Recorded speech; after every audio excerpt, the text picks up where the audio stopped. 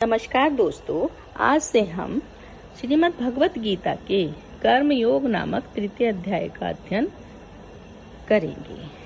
अर्जुन उवाचः जयायसी चेत कर्मणः ते मता बुद्धि जनार्दनः तत्किं कर्मणि घोरे मां नियोजसि केशवः व्यामिश्रेणेव वाक्येन बुद्धिं मोहयसीव मे तद एकं वद निश्चित्यः येन श्रेयो अहम आनुपयाम। श्रीमद् भगवत गीता के तृतीय अध्याय के पहले और दूसरे श्लोकों में अर्जुन कहते हैं कि हे जनार्दन, यदि आपको कर्म की अपेक्षा बुद्धि ज्यादा मान्य है तो फिर हे केशव, आप मुझे इस भयंकर कर्म में क्यों लगाते हैं। आपके मिश्रित वचनों से मेरी बुद्धि भ्रमित हो रही है, इसलिए केवल एक बात निश्चित करके कहिए जिससे मैं कल्याण को प्राप्त कर सकूं। धन्यवाद। श्री भगवान उवाच लोके अस्मिन् द्विविधा निष्ठा पुरा प्रोक्ता मया अनघ ज्ञान योगेन सांख्यनाम कर्म योगेन योगिनाम। श्रीमद् भगवत गीता के तृतीय अध्याय के तीसरे श्लोक में परम कृपालु भगवान ने कहा, हे अर्जुन, मैं पहले ज्ञानयोग्य की प्राप्ति के दो मार्ग बता चुका हूँ। ज्ञान योग उन मनुष्यों के लिए है जिनकी रुचि चिंतन में है, और कर्म योग उनके लिए है जिनकी रुचि कर्म करने में है। मेरा संदेश सभी प्रकार की रुचि व मनोवृत्ति रखने वाले लोगों के लिए है। धन्यवाद। न कर्मणाम अनारंभात् न एष कर्मयं पुरुषो अश्रुते न च संन्यासनात् एव सिद्धिं समधिगच्छति। श्रीमद् भगवत गीता के तृतीय अध्याय के चौथे श्लोक में भगवान कहते हैं कि हे अर्जुन, मनुष्य ने तो केवल कर्म त्याग कर कर्म फल से मुक्ति पा सकता है, और न केवल शारीरिक संन्यास लेकर ज्ञान में सिद्धावस्था पा सकता है। सभी क्रियाओं के कर्तापन के अभिमान को त्याग कर परमात्मा में एक ही भाव से स्थित रहने को ज्ञान योग कहते हैं, और फल की आसक्ति को त्याग कर केवल भगवत अर्थ समस्त बुद्धि को लगाकर ही मनुष्य ज्ञान में सिद्धि प्राप्त कर सकता है। धन्यवाद। न हि कश्चित् क्षणम् अपि जातु तिष्ठति अकर्म कृतः कार्यते हि अवशः कर्म सर्वः प्रकृति जयी गुणः। श्रीमद् भगवत गीता के तृतीय अध्याय के 5वें श्लोक में भगवान कहते हैं कि कोई भी मनुष्य एक क्षण के लिए भी अकर्मा नहीं रह सकता, क्योंकि शरीर, मन और बुद्धि, मानव तंत्र अपनी प्रकृति द्वारा निर्मित तीनों गुण सत्व, रज और तम के अधीन होकर कार्य करने के लिए विवश है। सभी जीव अपने प्राकृतिक गुणों द्वारा कर्म करने के लिए विवश होते हैं। धन्यवाद। कर्म इंद्रियाणि संयम्य ये आस्ते मनसा स्मरन् इंद्रिय अर्थान विमूढ़ आत्मा मिथ्याचारः स उच्यते। श्रीमद् भगवत गीता के तृतीय अध्याय के 6ठे श्लोक में भगवान कहते हैं कि सन्यासी जीवन से आकर्षित होकर लोग प्राय अपने कर्मों का परित्याग कर देते हैं, लेकिन मन से विषयों का ही चिंतन करते रहते हैं। इससे मिथ्याचारिता की स्थिति उत्पन्न होती है। वे निसंदेह स्वयं को धोखा देते हैं और पाखंडी कहलाते हैं। धन्यवाद। या अस्ति तु इंद्रियाणि मनसा नियम्य आरभते अर्जुनः कर्मेन्द्रिय हि कर्म योगम असक्तः स विशिष्यते। श्रीमद् भगवत गीता के तृतीय अध्याय के 7वें श्लोक में भगवान ने कर्म योग शब्द का प्रयोग किया है। भगवान कहते हैं कि हे अर्जुन, जो मनुष्य मन से इंद्रियों को नियंत्रित करते हैं और परमात्मा में अनुरक्त होकर शारीरिक दायित्वों का निर्वहन करते हैं, ऐसे मनुष्य सभी प्रकार के कर्म बंधनों से मुक्त रहते हैं। वे वास्तव में श्रेष्ठ हैं। धन्यवाद। नियतं कुरु कर्म त्वं कर्म जयायो हि अकर्मणः शरीर यात्रा अपि च तेन प्रसिद्धयेत अकर्मणः। श्रीमद् भगवद गीता के 3 अध्याय के 8वें श्लोक में श्री भगवान जी कहते हैं कि मनुष्य को अपने निर्धारित कार्य अवश्य करने चाहिए, क्योंकि निष्क्रिय रहने से कर्म करना श्रेष्ठ है। कर्म का त्याग करने से शरीर को भरण पोषण नहीं मिलता। जैसे भोजन करना, स्नान करना और शरीर को स्वस्थ बनाए रखने के लिए कर्म करना अनिवार्य है। हमें अपने कर्तव्यों को अंगीकार करना चाहिए, जो हमारे मन और बुद्धि को उन्नत और पवित्र करने में सहायता करते हैं। धन्यवाद। यज्ञ अर्थात कर्मणो अन्यत्र लोको अयम कर्म बंधनः तदर्थ कर्म कौन्ते मुक्त संग समाचरः सहसि यज्ञ प्रजा सृष्टा पुरोवाच प्रजापतिः अनेन प्रसविष्यद्वम् एष वो अस्तु इष्ट काम दुख। श्रीमद् भगवत गीता के 3 अध्याय के 9वें और 10वें श्लोकों में भगवान कहते हैं कि परमात्मा के लिए यज्ञ के रूप में कर्मों को करना चाहिए, अन्यथा कर्म इस भौतिक संसार में बंधन का कारण बनेंगे। इसलिए हे कुंती पुत्र, भगवान के सुख के लिए और फलों की आसक्ति के बिना अपने नियत कर्म करो, तभी मनुष्य निष्काम कर्म कर पाएगा। आगे भगवान कहते हैं कि सृष्टि के आरंभ में ही ब्रह्मा जी ने मानव जाति को उसके नियत कर्मों सहित जन्म दिया और कहा कि इन यज्ञों का धूमधाम से अनुष्ठान करने पर तुम्हें सुख समृद्धि प्राप्त होगी और इनसे तुम्हें सभी वांछित वस्तुएं भी मिलेंगी। धन्यवाद। देवान भाव्यता अनेन ते देवा भाव्यन्तु वः परस्परं भाव्यन्त श्रेयः परम अवाप्यस्थ इष्टान भोगान ही वो देवा दास्यन्ते यज्ञ भाविताः तै दत्तान अप्रदाय एभ्यो भुंक्ते स्तेन एव सः। श्रीमद् भगवत गीता के 3 अध्याय के 11वें और 12वें श्लोकों में भगवान कहते हैं कि मनुष्य इस यज्ञ द्वारा देवताओं को उन्नत करें और देवता मनुष्यों को उन्नत करें।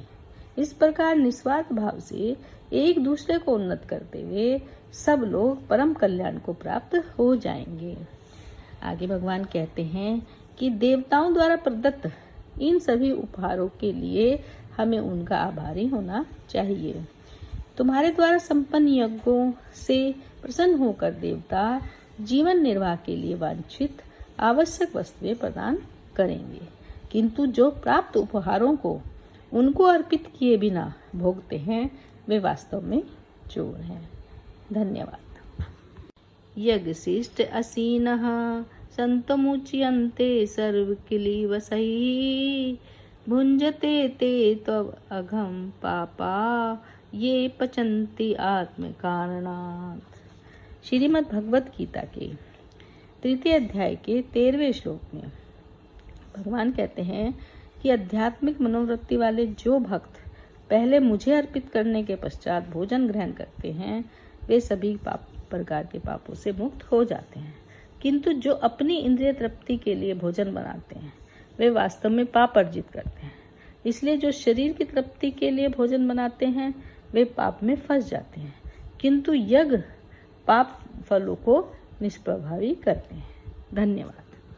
नाद्य भवन्ति भूतानि पर्जन्यात् अन्नसंभवा यज्ञात् भवति पर्जन्यो यज्ञ कर्म समुद्भव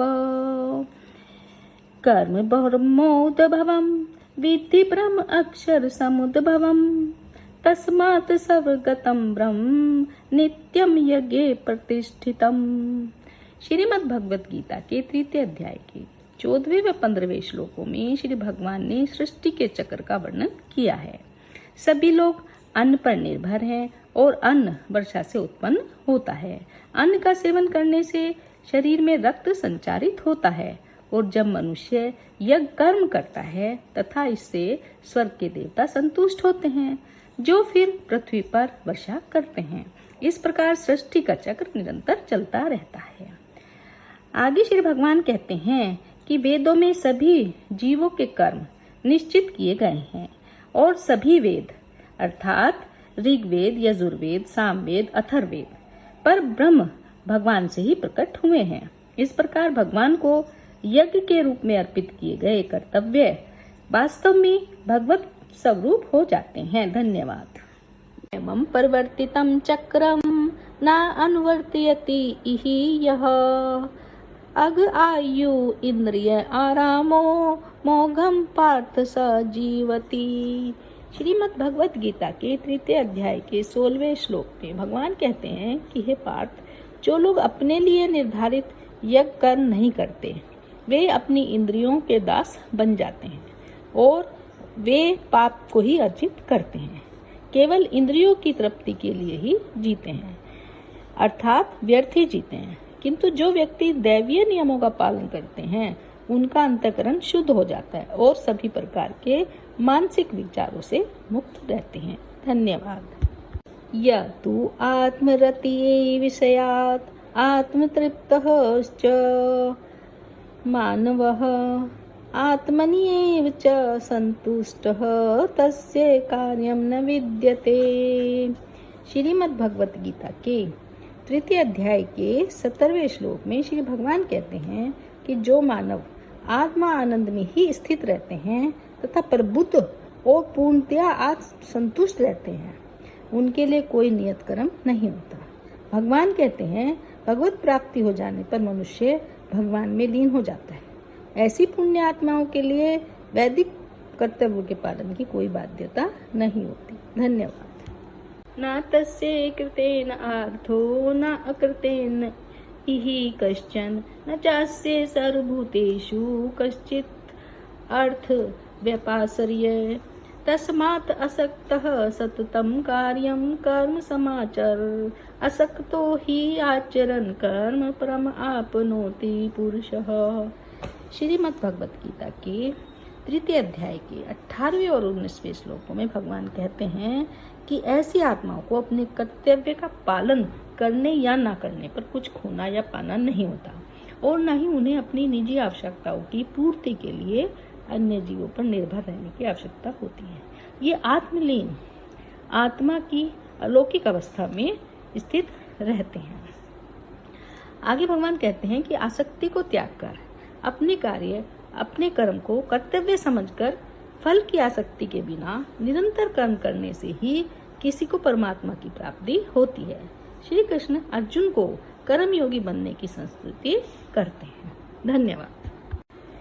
कर्मणा एव हि संसिद्धिम् अस्थिता जनका आदयः लोक संग्रहम् एव अपि संपश्यत् कर्तुम् अर्हसि। श्रीमद् भगवत गीता के 3 अध्याय के 20वें श्लोक में भगवान कहते हैं कि जनक आदि ज्ञानी जन भी आसक्ति रहित कर्म करके ही परम सिद्धि को प्राप्त हुए हैं। इसलिए तुम्हें भी अपने कर्तव्यों का निर्वहन करते हुए समाज के कल्याण के लिए अनुकरणीय उदाहरण प्रस्तुत करना चाहिए। श्री कृष्ण अर्जुन को कर्म योग का पालन करने के लिए कहते हैं। धन्यवाद। यत् अत आचरति श्रेष्ठः तत् तत् एव इतरो जनः स यत् प्रमाणं कुरुते लोकः तद् अनुवर्तते। श्रीमद् भगवत गीता के 3 अध्याय के 21वें श्लोक में भगवान कहते हैं कि हे अर्जुन, श्रेष्ठ पुरुष जो जो आचरण करता है सामान्य जन भी उसका पालन करता है। वह जो कुछ प्रमाण देता है समस्त मनुष्य समुदाय उसी के अनुसार बरतने लगता है। मानव जाति उन्हीं आदर्शों से प्रेरित होती है जिन्हें वे महापुरुषों के जीवन में देखती है। ऐसे लोग समाज को प्रेरणा प्रदान करते हैं और समस्त संसार का कल्याण करते हैं। न मे पार्थास्ति कर्तव्यं त्रिषु लोकेषु किंचन न अनवाप्तव्यं व्रत एव च कर्मणि यदि हि अहं न वर्तेयं जातु कर्मणि अत इंद्रितः मम वर्तम अनुवर्तन्ते मनुष्यः पार्थः सर्वशः। श्रीमद् भगवत गीता के 3 अध्याय के 22वें व 23वें श्लोकों में श्री भगवान अर्जुन को कहते हैं कि हे पार्थ, समस्त तीनों लोकों में मेरे लिए कोई कर्म निश्चित नहीं है, न ही मुझे किसी चीज का अभाव है और न ही मुझ में कोई चीज पाने की इच्छा है, फिर भी मैं निश्चित कर्म करता हूँ। अब श्री कृष्ण स्पष्ट करते हैं कि जब वे कर्म करते हैं तब भी उससे किसी न किसी प्रकार मानव कल्याण ही पूरा होता है। आगे भगवान कहते हैं कि हे पार्थ, अगर मैं सावधान होकर कर्म न करूं तो बड़ी हानि हो जाएगी, क्योंकि मनुष्य सब प्रकार से मेरे ही कर्म का अनुसरण करते हैं। पृथ्वी पर अपनी दिव्य लीलाओं को प्रदर्शित करते हुए श्री कृष्ण एक राजा और महानायक की भूमिका निभा रहे थे। धन्यवाद। उत्सिदेयु इमे लोका न कुर्याम कर्म चेदहम शंकरस्य च कर्ताशयाम उपहन्याम इमः प्रजा। श्रीमद् भगवत गीता के 3 अध्याय के 24वें श्लोक में श्री भगवान अर्जुन को कहते हैं कि यदि मैं अपने निर्धारित कर्म नहीं करता तब ये सभी लोग नष्ट हो जाते और मैं संसार में उत्पन्न होने वाली अराजकता के लिए उत्तरदायी होता और इस प्रकार से मानव जाति की शांति का विनाश करने वाला कहलाता। इस प्रकार श्री कृष्ण ने समूची मानव जाति के कल्याणार्थ अर्जुन को उसके लिए निश्चित वैदिक कर्तव्यों की उपेक्षा न करने के लिए मनाया। धन्यवाद। सक्तः कर्मणि अविद्वांसः यथा कुर्वन्ति भारत कुर्यात् विद्वानः तथा असक्तः चिकीर्षुः लोक संग्रहम्। श्रीमद् भगवत गीता के 3 अध्याय के 25वें श्लोक में श्री भगवान कहते हैं कि जैसे अज्ञानी लोग फल की आसक्ति की कामना से कर्म करते हैं, उसी प्रकार बुद्धिमान मनुष्य को लोगों को उचित मार्ग की ओर चलने के लिए प्रेरित करने हेतु अनासक्त रहकर कर्म करना चाहिए। इस प्रकार भगवान अर्जुन को समाज के कल्याण के लिए अपने योद्धा धर्म का पालन करने के लिए प्रेरित करते हैं। धन्यवाद। न बुद्धि भेदम जयनेत अज्ञानाम कर्म संगिनाम जोशयेत सर्व कर्माणि विद्वान युक्तः समाचरन्। श्रीमद् भगवत गीता के 3 अध्याय के 26वें श्लोक में श्री भगवान अर्जुन को कहते हैं कि ज्ञानवान मनुष्यों को चाहिए कि वे अज्ञानी लोगों जिनकी आसक्ति सकाम कर्म करने में रहती है, उन्हें काम करने से रोककर उनकी बुद्धि में मतभेद उत्पन्न न करें, अपितु स्वयं ज्ञान युक्त होकर अपने कार्य करते हुए उन अज्ञानी लोगों को भी अपने नियत कर्म करने के लिए प्रेरित करें। प्रकृतेः क्रियमाणानि गुणैः कर्माणि सर्वशः अहंकार विमूढ़ आत्मा कर्ता अहम इति मन्यते। श्रीमद् भगवत गीता के 3 अध्याय के 27वें श्लोक में श्री कृष्ण भगवान कहते हैं कि जीवात्मा देह के मिथ्या ज्ञान के कारण स्वयं को अपने सभी कर्मों का कर्ता मानती है। जिस क्षण जीवात्मा अभिमान को त्याग कर भगवान की इच्छा के आगे समर्पण कर देती है, तब उसे स्वयं अकर्ता होने का आभास होता है। आत्मा, मन, शरीर युक्त मानव तंत्र के कार्यों के लिए उत्तरदायी होती है, क्योंकि इंद्रिय, मन और बुद्धि आत्मा की प्रेरणा पर ही कार्य करते हैं। धन्यवाद।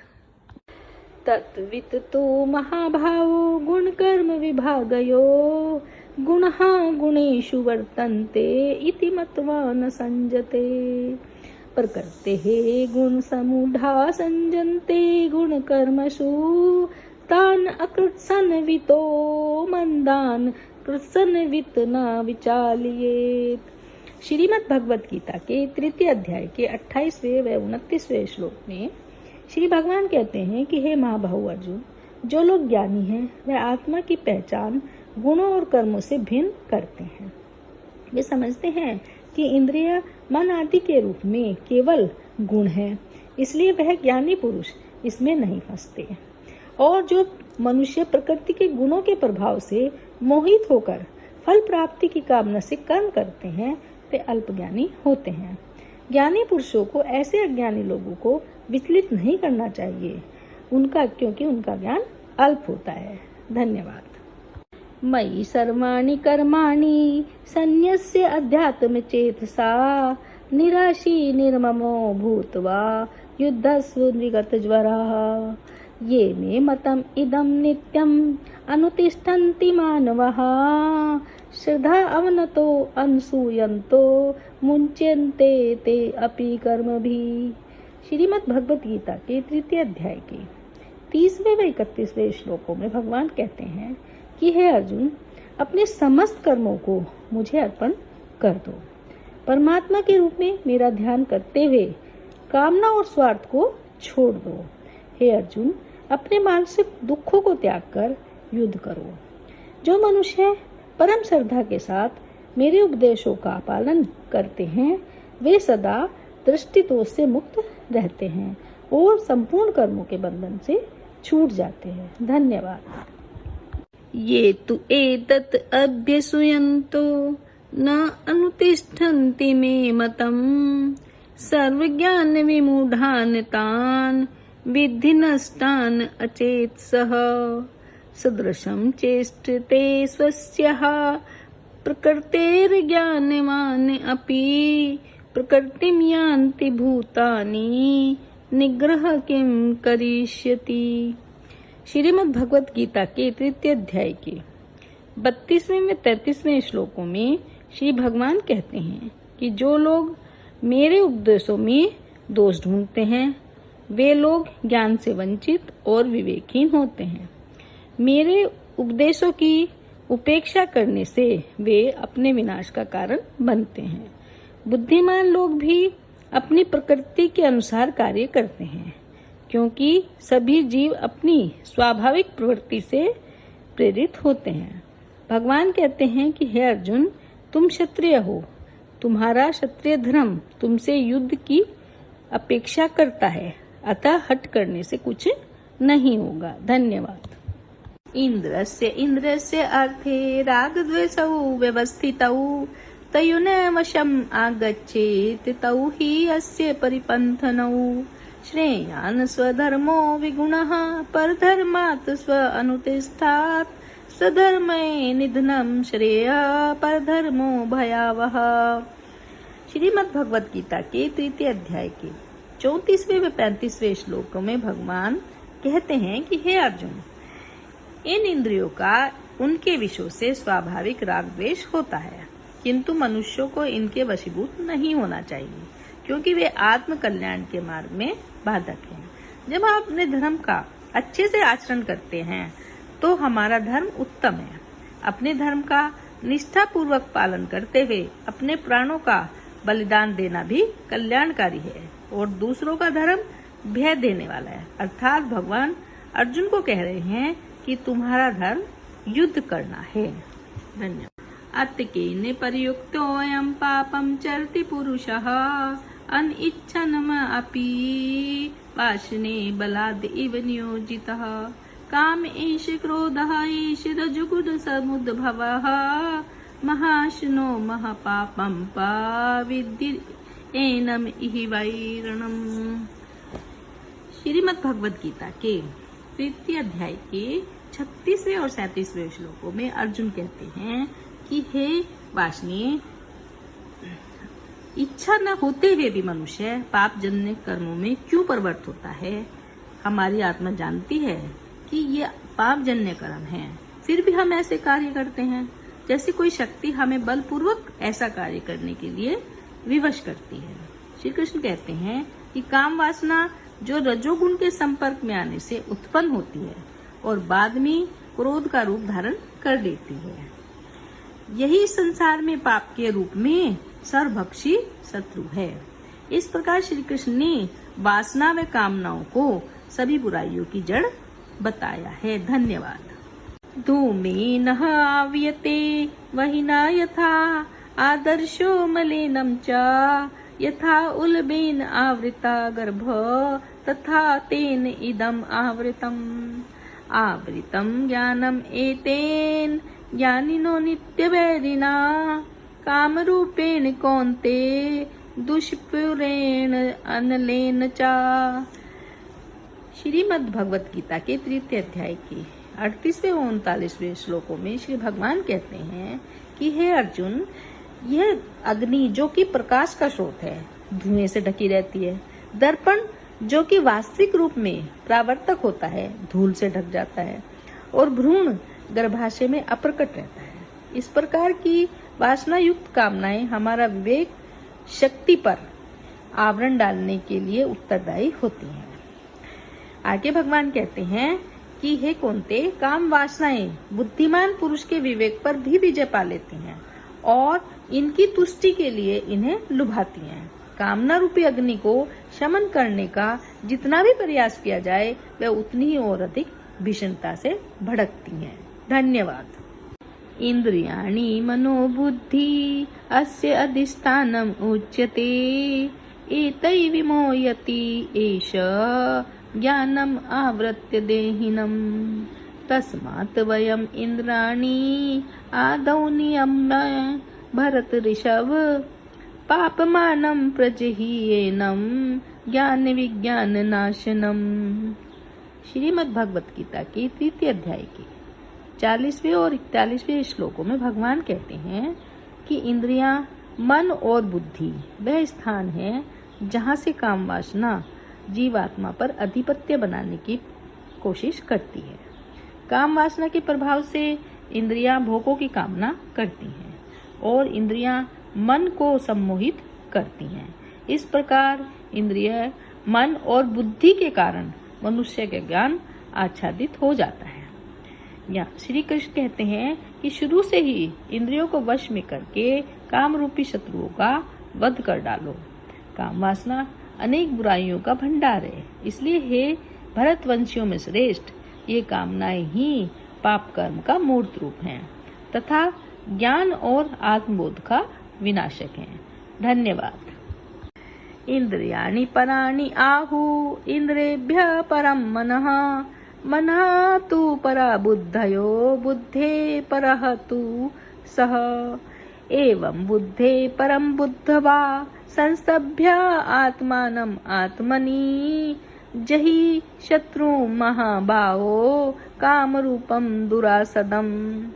श्रीमद् भगवत गीता के तृतीय अध्याय के 42वें व 43वें श्लोकों में भगवान कहते हैं कि इंद्रियां स्थूल शरीर से श्रेष्ठ हैं, इंद्रियों से मन श्रेष्ठ है और मन से बुद्धि श्रेष्ठ है और बुद्धि से अत्यंत श्रेष्ठ आत्मा है। भगवान कहते हैं कि हे बाहो, बुद्धि से सूक्ष्म बलवान श्रेष्ठ आत्मा को जानकर और बुद्धि द्वारा मन को वश में करके इस काम रूप दुर्जय शत्रु को मार डाला। इस अध्याय के अंतिम श्लोकों में भगवान कहते हैं कि हमें काम वासना को जड़ से उखाड़ फेंकना चाहिए। इस प्रकार कर्म योग नामक तीसरे अध्याय की समाप्ति होती है। धन्यवाद।